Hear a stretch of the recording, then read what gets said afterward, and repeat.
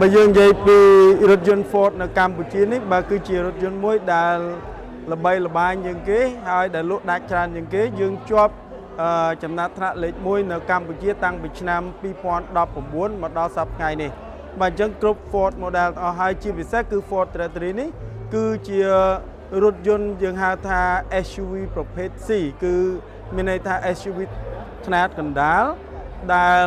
លក់ដាច់ជាងគេផងដែរមានន័យថាក្នុងប្រភេទ SUV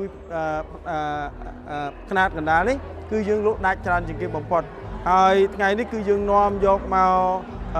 ស៊េរីថ្មីគឺឆ្នាំ2026ដែលយើងទទួលបានការគាំទ្រជាច្រើនមកដល់ពេលនេះមានន័យថាមែនតើយើងបានទទួលកក់រាប់រយគ្រឿងហើយមុនពេលដែលមកដល់ថ្ងៃដែលយើងចាប់ដើមសម្ពោធនេះបើយើងនិយាយពីរថយន្ត Ford ស្ទើរតែគ្រប់ model ទាំងអស់គឺដំឡើងនិងផលិតនៅកម្ពុជាហើយជាពិសេសគឺរថយន្ត Territory Ford Territory នេះគឺផលិតនៅកម្ពុជាហើយដែលមានលេខតួលេខម៉ាស៊ីនជាលេខកម្ពុជាមានន័យថាទៅដល់ណាក៏ដោយយើងឆែកទៅឃើញថារថយន្តហ្នឹងគឺផលិតនៅកម្ពុជាឆ្លៀតឱកាសហ្នឹងខ្ញុំសូមជម្រាបបន្តិចដែរថាមានការប្រកាសថារថយន្តមួយចំនួនផលិតនៅកម្ពុជាប៉ុន្តែបើសិនជាយើងពិនិត្យចង់ដឹងថាផលិតនៅកម្ពុជាឬក៏មិនផលិតនៅកម្ពុជាយើងមានលេខតួលេខម៉ាស៊ីនដែលយើងអាចឆែកបានថារថយន្តនោះពិតជាផលិតនៅកម្ពុជាមែនព្រោះរថយន្តមួយចំនួនគឺដំឡើងទេមិនផលិតទេប៉ុន្តែរថយន្តយើងគឺផលិតនៅកម្ពុជាមកដល់ពេលនេះយើងដំឡើងក្នុងស្រុកមានរថយន្តប្រភេទពួក Pick up ពួក Ranger នឹងទាំងអស់រថយន្ត Everest ហើយនឹងរថយន្ត Ford Territory នេះមែនតើបើសិនយើងនិយាយទីផ្សាររថយន្តវិញជាសរុបតែម្ដងគឺទីផ្សាររថយន្តកើនឡើងច្រើនកើនឡើងរហូតដល់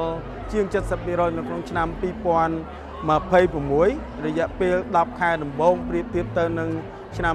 2020សំទោស2025ប្រៀបធៀបទៅឆ្នាំ2024បានឡើងប្រហែលជា 73%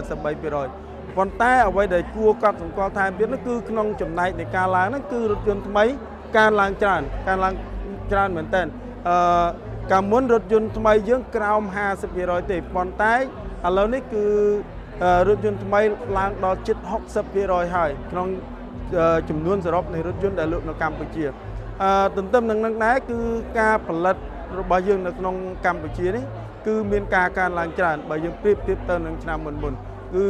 ប្រជាជនយើងគាត់មានតម្រូវការរថយន្តថ្មីហ្នឹងគាត់មានការយល់ដឹងក្នុងការប្រើប្រាស់រថយន្តថ្មីហ្នឹងហើយស្ថានភាពជីវភាពគ្រួសារមានការកើនឡើងអញ្ចឹងតម្រូវការរថយន្តថ្មីនេះកើនឡើងហើយអ្វីដែលប្រជាជនយើងពេញចិត្តនេះគឺអ្វីដែលយើងផលិតនៅក្នុងកម្ពុជាដោយប្រជាជនកម្ពុជាយើងដូចខ្ញុំបានជម្រាបខាងដើមដែរថារថយន្ត Ford Territory នេះគឺជារថយន្តមួយ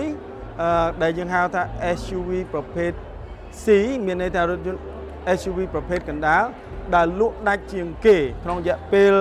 បើយើងនិយាយទៅរយៈពេល4ឆ្នាំចុងក្រោយបន្ទាប់ពីចេញ Ford Territory មកយើងលក់ដាច់ច្រើនជាងគេហើយយើងនៅតែលក់ដាច់ច្រើនជាងគេជាក់ស្ដែងសម្រាប់ model ឆ្នាំ2026នេះគឺយើងមិនទាន់ឡនផងយើងមានការកក់ទុកជាច្រើនហើយថ្ងៃនេះពេលព្រឹកមិញយើងបានdelivery ឲ្យទៅអតិថិជនយើងនឹងច្រើនគ្រឿងហើយខ្ញុំសង្ឃឹមថារថយន្ត Territory នៅតែជារថយន្តមួយឈានមុខគេនៅកម្ពុជាយើងសម្រាប់រថយន្ត SUV ប្រភេទ C នេះព្រោះថារថយន្តថ្មី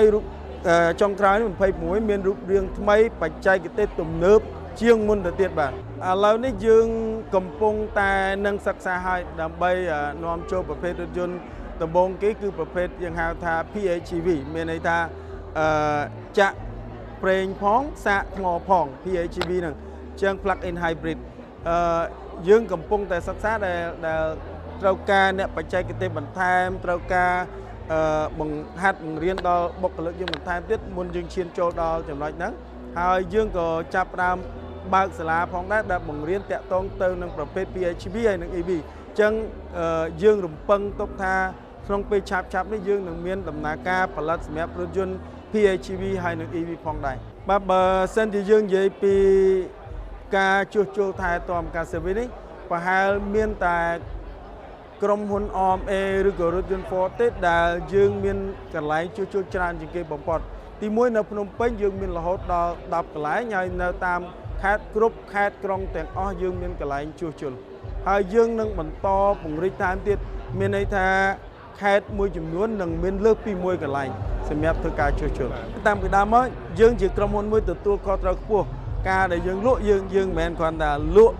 ឲ្យតែបានលក់ហើយមានបញ្ហាអត់ទទួលខុសត្រូវទេអញ្ចឹង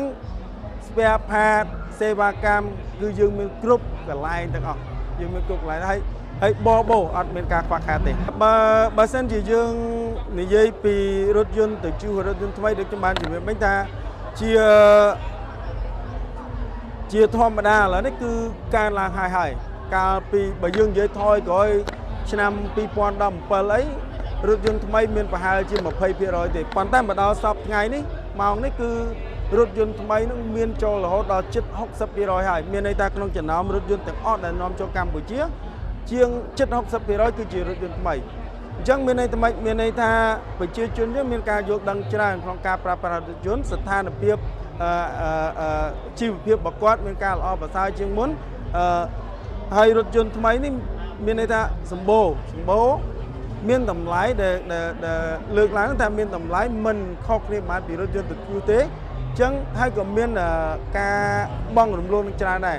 អញ្ចឹងមានន័យថាប្រជាជនគាត់មានលទ្ធភាពអាចនឹងប្រើប្រាស់រថយន្តថ្មីបានច្រើនយឺតកំណើនច្រើនចំពោះខ្ញុំដែលជាអ្នកលក់រថយន្តថ្មីហើយមិនមែនថាដោយសារខ្ញុំអ្នកលក់រថយន្តថ្មីទេប៉ុន្តែខ្ញុំមានការផ្ដល់យោបល់ថាបើបងប្អូនប្រើប្រាស់គួរតែប្រើប្រាស់រថយន្តថ្មីសួរថាហេតុអីបានគួរប្រើប្រាស់រថយន្តថ្មីដូចខ្ញុំលើកខាងដើមមិញថាបើតម្លៃមិនទៅជាខុសគ្នាប៉ុន្មានទេប៉ុន្តែរថយន្តថ្មីស៊ីប្រេងតិចជាងចំណាយពេលវេលាតិចតួចសម្រាប់ធ្វើការជួសជុលខុសពីរថយន្តទៅជួសនឹងជួសជុលញឹកញាប់មួយទៀតរថយន្តទៅជួសអាចអត់មានសុវត្ថិភាពគ្រប់គ្រាន់ទេព្រោះរថយន្តមួយចំនួនដែលនាំចូលមកហ្នឹងមិនត្រូវបានអនុញ្ញាតឲ្យបើកនៅក្នុងទីផ្សារនៅប្រទេសគេខាងក្រៅទើបខ្លាចជារថយន្តទៅជួសជួនកាលឃើញរឿងឆ្នាំថ្មីដែរប៉ុន្តែគេអត់អនុញ្ញាតឲ្យប្រើប្រាស់ទេដោយសារវាខុសបច្ចេកទេសណាមួយឬក៏ជារថយន្តដែលមានគ្រោះថ្នាក់ចរាចរណ៍ហើយស្រាប់អញ្ចឹងយកមកកែកុនយើងលក់ទៅអញ្ចឹងបើយើងទិញហើយយើងទិញថ្មីទៅចំណាយក៏តិចចំណាយពេលវេលាជួសជុលនឹងក៏តិចចំណាយលុយក៏តិចហើយយើងហៅថា peace of mind មានន័យថាមានសុវត្ថិភាពផ្លូវចិត្តល្អហើយសុវត្ថិភាពក៏ខ្ពស់ផងដែរបាទ